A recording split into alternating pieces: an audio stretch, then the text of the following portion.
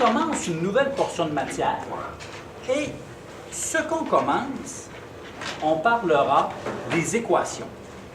Les équations, c'est encore quelque chose qui parle de l'algèbre.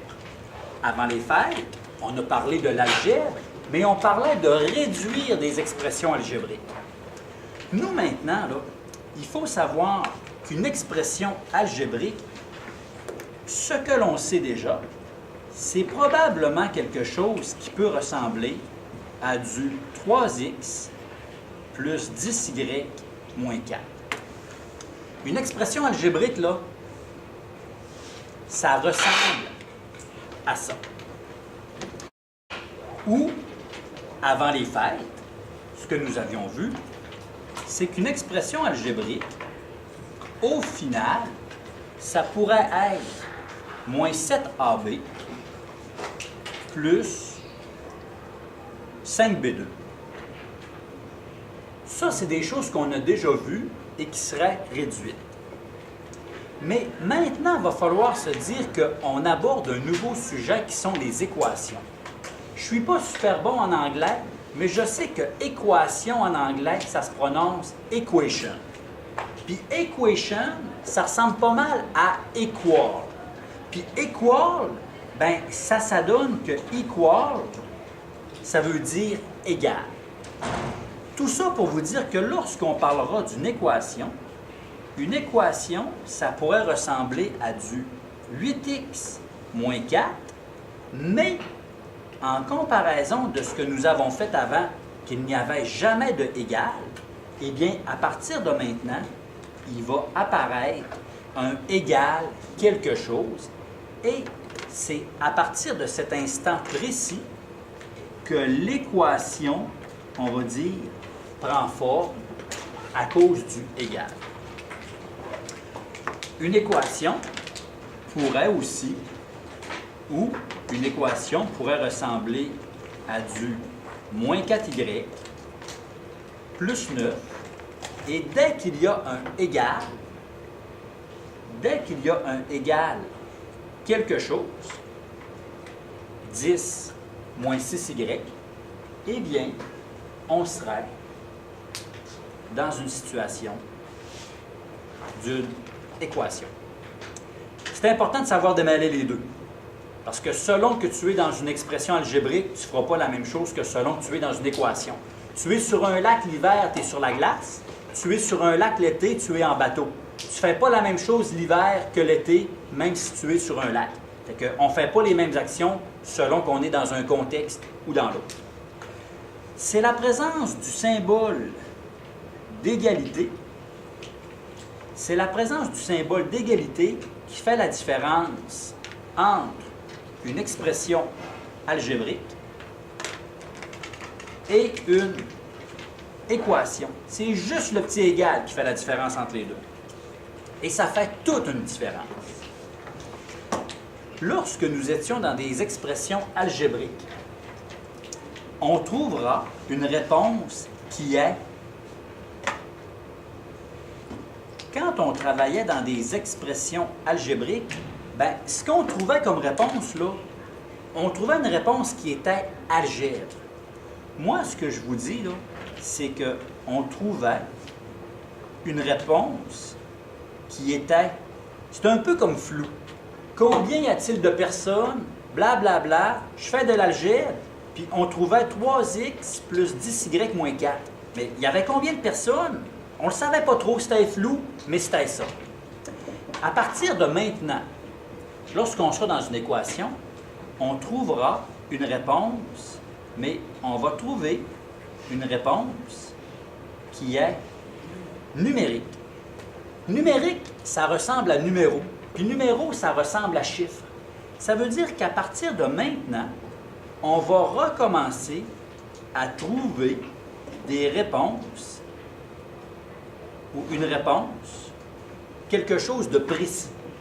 Quand je dis quelque chose de précis, c'est que lorsque je te demanderai combien de personnes il y a, au lieu d'arriver à une réponse floue, 3x plus 10y moins 4, avec ceci, on va être capable à la toute fin de dire, il y a combien de personnes? Bon, on va être capable de dire, mettons, x égale 4. On va revenir avec, il y a 4 personnes qui étaient présentes. On va revenir avec des chiffres, des réponses précises. Bon, tantôt on verra comment faire, même si on a déjà une bonne idée. Résoudre une équation signifie que l'on doit trouver la valeur. Ça veut dire qu'il faut trouver la valeur de la variable quand on vous demande de résoudre une équation. Résoudre une équation, ça veut dire trouver la valeur de la variable.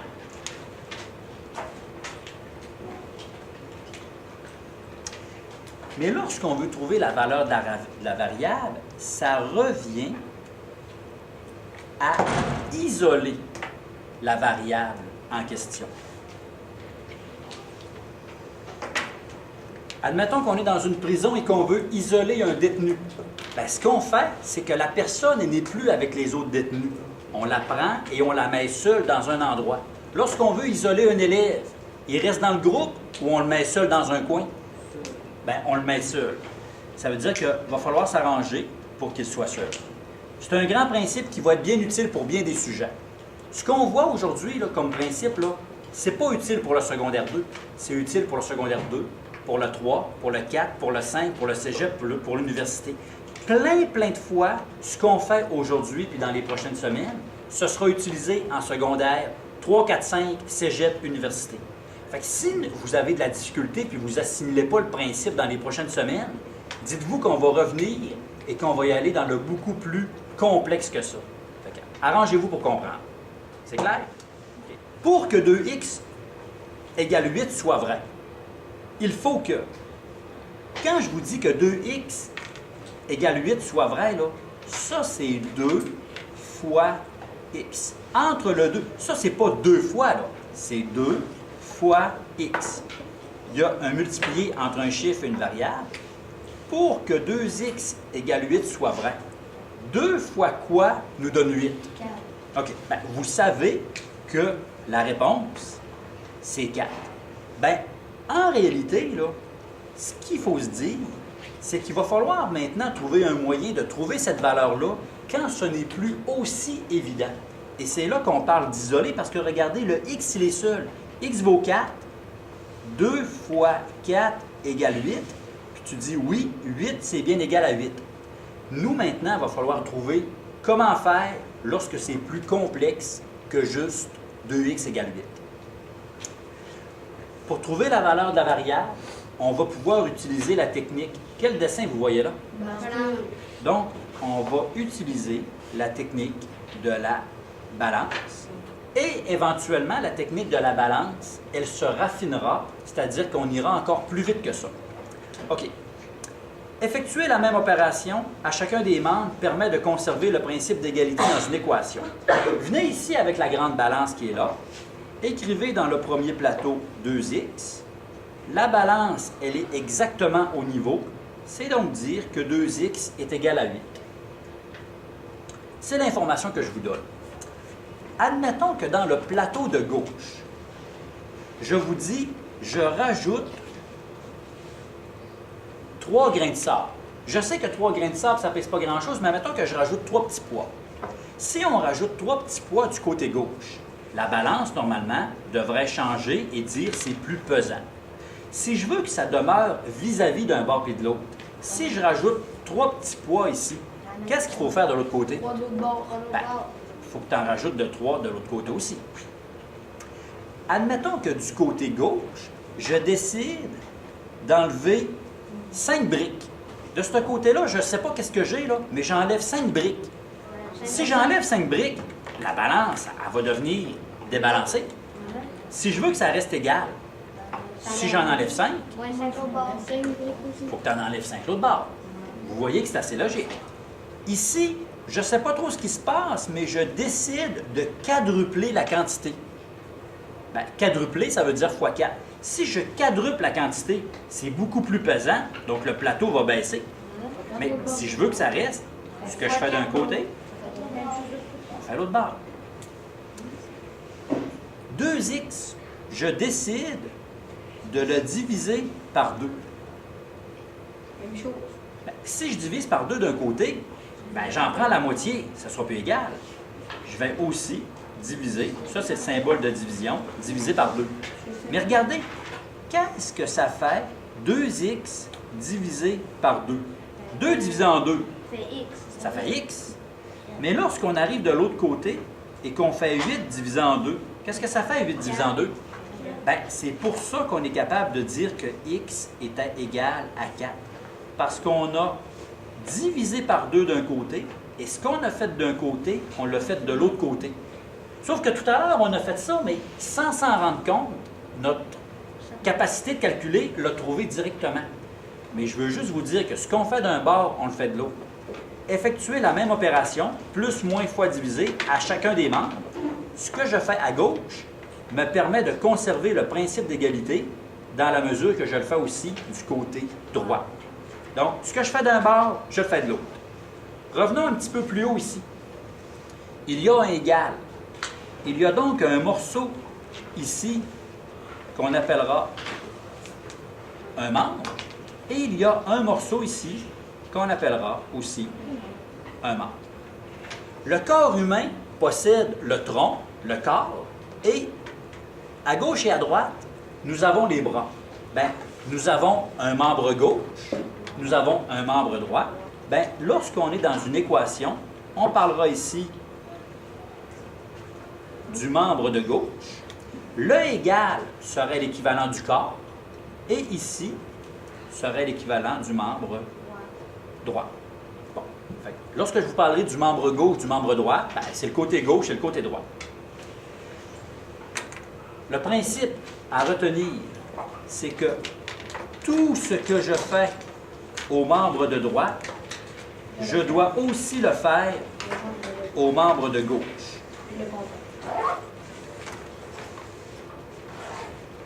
Tout ce qu'on fait aux membres de droite, on doit aussi le faire aux membres de gauche.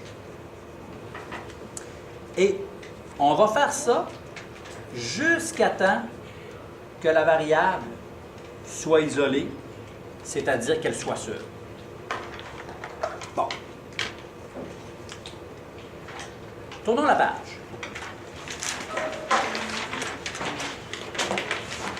Essayons de comprendre encore un peu plus.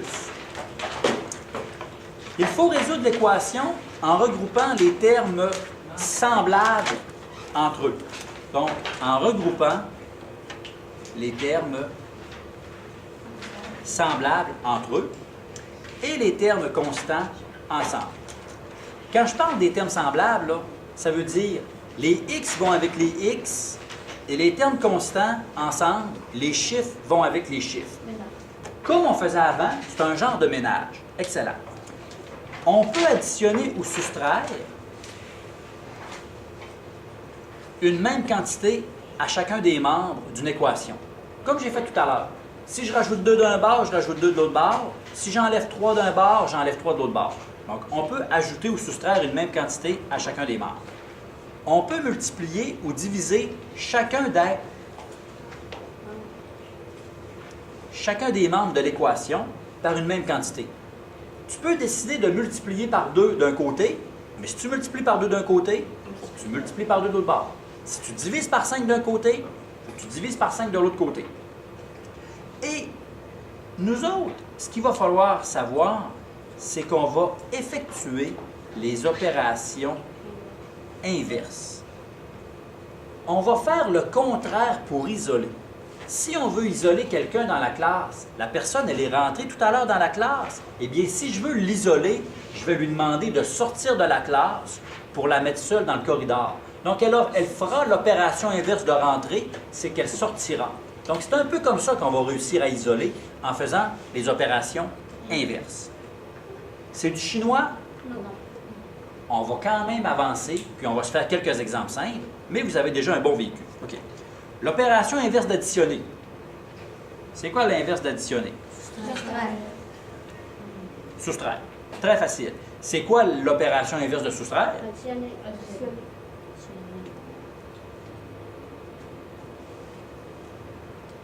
L'opération inverse de multiplier. L'opération inverse de diviser.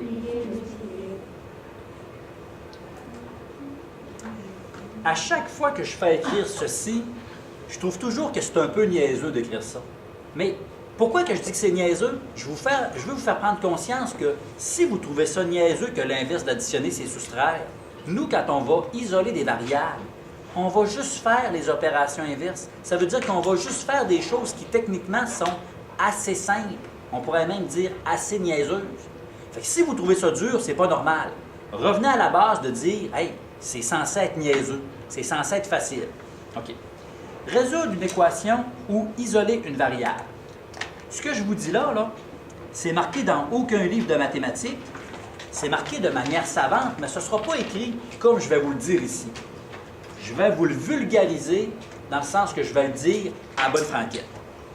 Le principe, là,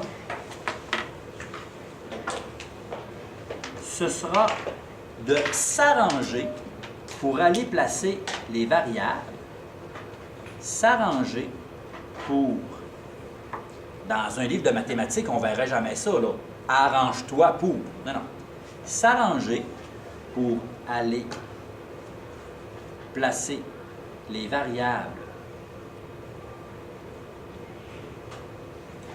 d'un côté. Nous, on va s'arranger pour aller placer les variables d'un côté. Et règle générale, au stade où on est, en secondaire 2, on pourrait prendre l'habitude d'aller les placer du côté gauche, un peu comme pour se sécuriser. Mais une bonne fois, dans 2 semaines, on va être capable de faire n'importe quoi. Okay. On s'arrange pour aller placer les variables d'un côté et les chiffres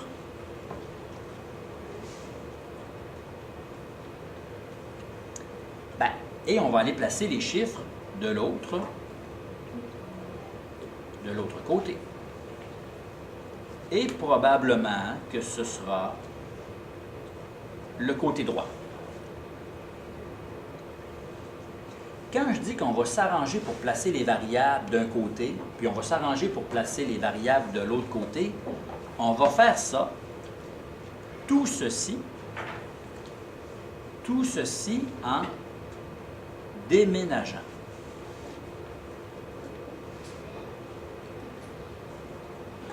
On va déménager des choses, on va les déplacer.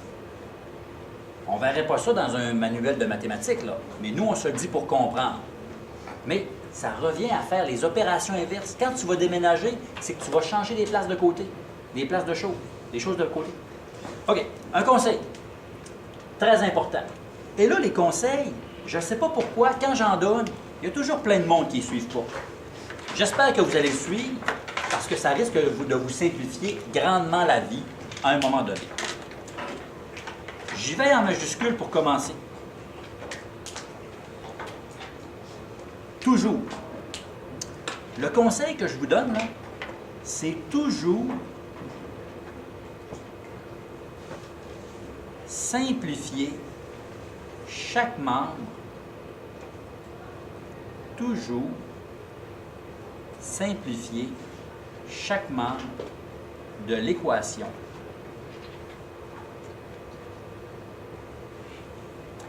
avant d'isoler la variable. Toujours simplifier chaque membre de l'équation avant d'isoler la variable. Point.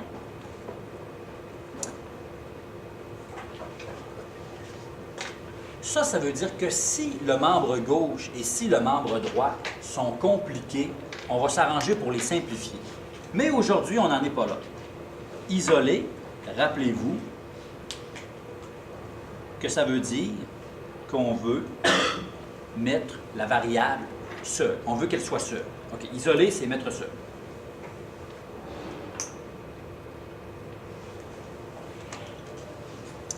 Exemple 1, que vous allez comprendre très rapidement parce que vous avez déjà le vécu d'une autre vidéo, mais pour d'autres personnes, ils ne l'ont pas encore vu. Donc, exemple 1. Trouve la valeur de la variable afin que les équations soient vraies et effectue la vérification. Bon. On va commencer par dire « Trouve la valeur de la variable ». Voici la base pour éliminer une. moi, je vous dis x plus 3 égale 14. Normalement, dans votre tête, là, vous devriez vous dire quoi plus 3 donne 14. Et logiquement, vous devriez savoir que la réponse serait ben, quoi plus 3, 11 plus 3 donne 14. OK. Mais en réalité, comment que je fais pour éliminer un plus 3? C'est quoi le contraire de plus 3? C'est moins 3. Mais si je fais moins 3 d'un côté, ben de l'autre côté, il faut que je fasse moins 3 pour respecter le principe de la balance. Plus 3 et moins 3, là, ça va avoir comme effet qu'ils vont toujours s'annuler. Et là, tout ce qui me restera, ce sera x, puis je dirai 14 moins 3, ça me donne le fameux 11 qu'on avait trouvé intuitivement. Mais on élimine un plus en faisant un moins.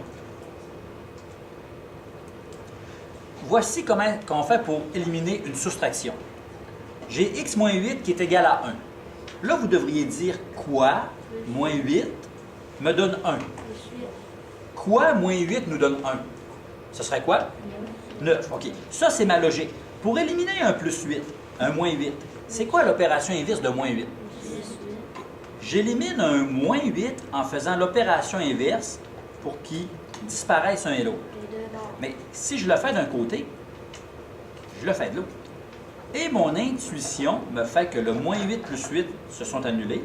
Et il me reste x égale 1 plus 8, le fameux 9 qu'on a trouvé. Parce que c'est logique. 5 fois quelque chose nous donne 60. 5 fois quoi qui donne 60? Est-ce qu'il y en a qui connaissent leur table comme il faut? 5 fois 12. On sait que c'est censé être 12. Oh, je ne le connaissais pas. Comment est-ce qu'on fait pour éliminer 1 fois 5? C'est quoi le contraire de multiplier par 5? Je devrais diviser par 5 ici. Mais si je divise par 5 d'un côté, il faut que je divise aussi par 5 de l'autre. On n'écrira plus les choses comme étant un divisé par 5 comme ça. Réécrivez 5y égale 60.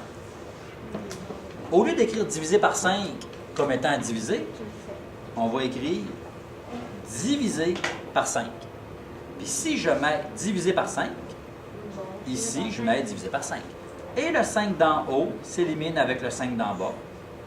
Il reste seulement y.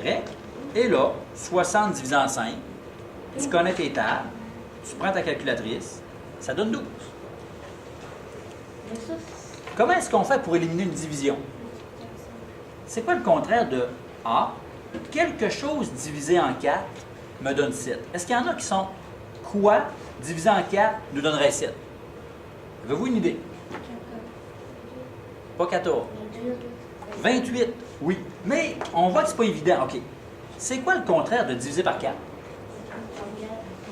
Tu vas faire un beau petit fois 4. Mais si tu fais fois 4 d'un bord, il faut que tu fasses aussi fois 4 de l'autre côté.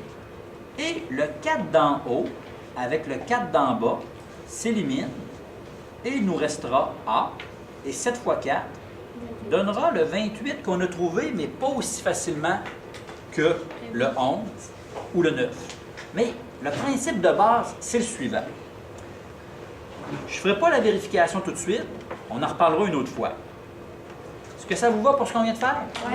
Bon, regardez maintenant qu'est-ce qu'on pourrait faire de mieux. Le plus 3, on sait que l'opération inverse, c'est moins 3. On pourrait faire beaucoup plus rapidement de dire le plus 3, je le déménage.